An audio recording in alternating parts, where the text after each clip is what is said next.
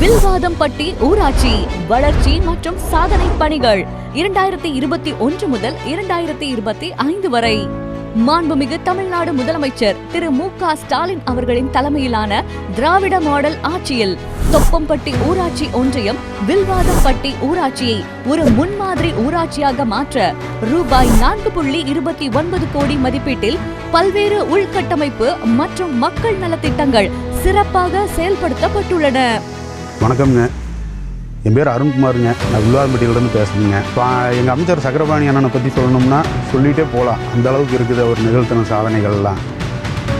எடுத்துக்காட்டுக்கு இங்கே சொல்லணும்னா எங்கள் ஊரில் மண் தடை இல்லாத அளவுக்கு தார் சாலை, சிமெண்ட் தலை எல்லாமே அமைச்சு கொடுத்துட்டாரு.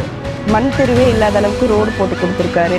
சாக்கடைகள் எல்லாமே ரொம்ப தேங்கி நிற்காத அளவுக்கு சுத்தம் பண்ணி கொடுத்துருக்காரு. இதை தவிர இன்னும் நிறைய நல்ல விஷயங்கள் செஞ்சுருக்கிறாரு. ஏராளமான சிமெண்ட் தளங்கள், வண்ணக்கல் பதித்தல் போன்ற பணிகள் நடைபெற்று கொண்டிருக்கிறது. சாலை மற்றும் போக்குவரத்து மேம்பாடு மதிப்பீடு ரூபாய் 85.31 லட்சம். மக்களின் பயண நேரத்தை குறைக்கவும் பாதுகாப்பான போக்குவரத்தை உறுதி செய்யவும் தரமான சாலை கட்டமைப்புகள் உருவாக்கப்பட்டுள்ளன. முக்கிய சாலைகள் வில்வாதம்பட்டி பகுதியில் போக்குவரத்து வசதிக்காக ரூபாய் 36.67 லட்சம் மதிப்பீட்டில் உயர்தர தார் சாலைகள் அமைக்கப்பட்டுள்ளன. நிறைய சொல்லிட்டே போகலாம். விளையாட்டு பசங்களுக்கு பார்த்தீங்கன்னா கிரவுண்ட் அமைச்சு கொடுத்துருக்கிறாரு.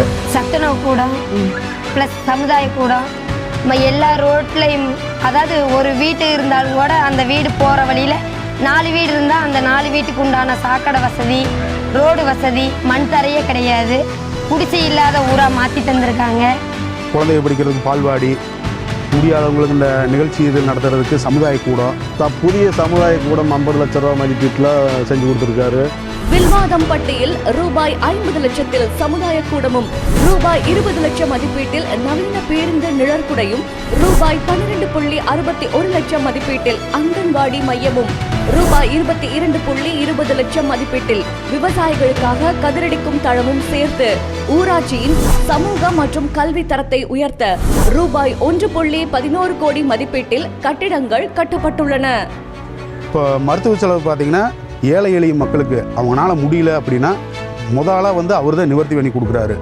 எடுத்துக்காட்டுக்கு நாங்களே இருக்கோம், எங்களுக்கும் பண்ணி கொடுத்துருக்குறாரு. அதுக்கே அண்ணனுக்கு நாங்கள் நன்றி சொல்லணும். அதே போல் இன்னும் சொல்ல படிக்கிற பையன்களுக்கு பார்த்தா வேணுங்கிற சீட்டு அது இதுன்னு ஏதாவது ஏழை எளிய மக்களுக்கு கிடைக்கலையா, உடனே ரெஃபர் பண்ணி ஏதோ ஒன்று அவர் நல்லபடியாக பண்ணி கொடுக்குறாரு. இப்போ பார்த்தா முதல்லலாம் நம்ம போய் தேர்வு எழுதுறதுக்கு திணறுவோம் எல்லா பக்கம். இப்போ ஒரு இதே கோச்சிங் சென்டரே ஆரம்பிச்சு விட்டார் கவர்மெண்ட் சார்பாக. அதே போல் காலேஜ் இல்லைன்னு சொல்லிட்டே இருந்தானுங்க. அதுக்கு அவர் இப்போ காலேஜுன்னு 1-2 காலேஜ் அமைச்சு கொடுத்துருக்காரு. இப்படி சொல்லிட்டு போகலாம். எந்த அளவுக்கு சொல்கிறது, பேசுனா அவரை பற்றி பேசிட்டே போகலாம் அந்த அளவுக்கு. அனைவருக்கும் பாதுகாப்பான வீடு என்பதை உறுதிப்படுத்தும் வகையில் புதிய வீடுகள், கலைஞர் கனவு இல்லம் திட்டத்தின் கீழ் 14 வீடுகள் மற்றும் PMAY திட்டத்தின் கீழ் 3 வீடுகள் என மொத்தம் ரூபாய் 48.5 லட்சம் மதிப்பீட்டில் புதிய வீடுகள் கட்டப்பட்டுள்ளன. வீடு சீரமைப்பு வசிப்பதற்கு தகுதியற்ற நிலையில் இருந்த 14 பழைய வீடுகள் ரூபாய் 12.27 லட்சம் மதிப்பீட்டில் முழுமையாக சீரமைக்கப்பட்டுள்ளன. கட்டடங்கள் பராமரிப்பு துறையின் சார்பாக 2 பள்ளிகளுக்கு இந்த விடுமுறை நாட்களில் மராமத்து வேலைகள் நடைபெற்று கொண்டுள்ளது. மகளிர் உதவித்தொகை திட்டம், அப்புறம் இந்த பொங்கல் பரிசு, அது இல்லாமல் வீடு இல்லாதவர்களுக்கு வீடு கட்டுறது. வீடு கட்டியும் கூட எங்கள் ஊரில் அது பயன்பாடு இல்லாமல் வழித்தடம் இல்லாமல் இருந்துச்சு ரொம்ப நாளாக. அது அவர் சொந்த செலவில் எங்களுக்கு சரி பண்ணி கொடுத்தாரு. அது இல்லாமல் சத்துணவு கூடம் கட்டி கொடுத்தாரு. அது இல்லாமல் கலைஞர் கனவு இல்லம் நிறைய கட்டி கொடுத்துருக்காங்க.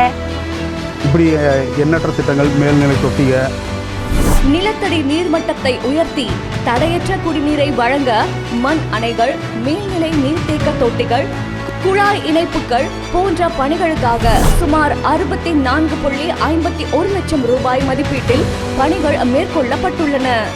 நிர்வாகம் மற்றும் பசுமை திட்டங்கள் மதிப்பீடு ரூபாய் 11.55 லட்சம். தூய்மை பணி வாகனங்கள், தெருக்களை தூய்மையாக பராமரிக்க ரூபாய் 6.64 லட்சம் மதிப்பீட்டில் புதிய மின் வண்டிகள் வாங்கப்பட்டுள்ளன. பசுமை தமிழகம் சுற்றுச்சூழலை பாதுகாக்க ரூபாய் 3.41 லட்சம் மதிப்பீட்டில் ஊராட்சியின் பல்வேறு பகுதிகளில் மரக்கன்றுகள் நடப்பட்டு பராமரிக்கப்படுகின்றன. இன்னும் சொல்ல போனோம்னா அவர் கட்சி பாகுபாடு இருக்காது.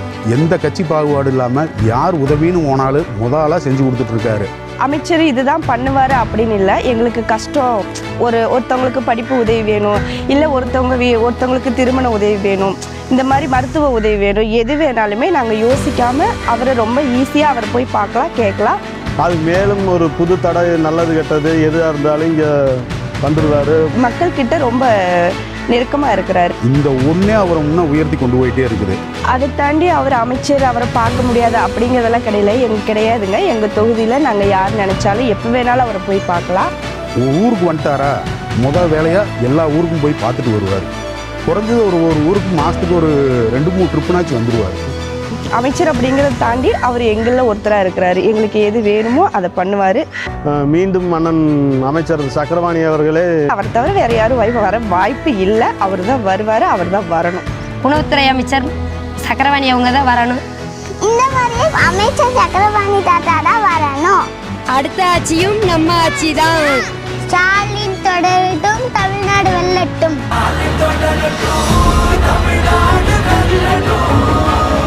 தமிழ்நாடு போராடும், தமிழ்நாடு வெல்லும்.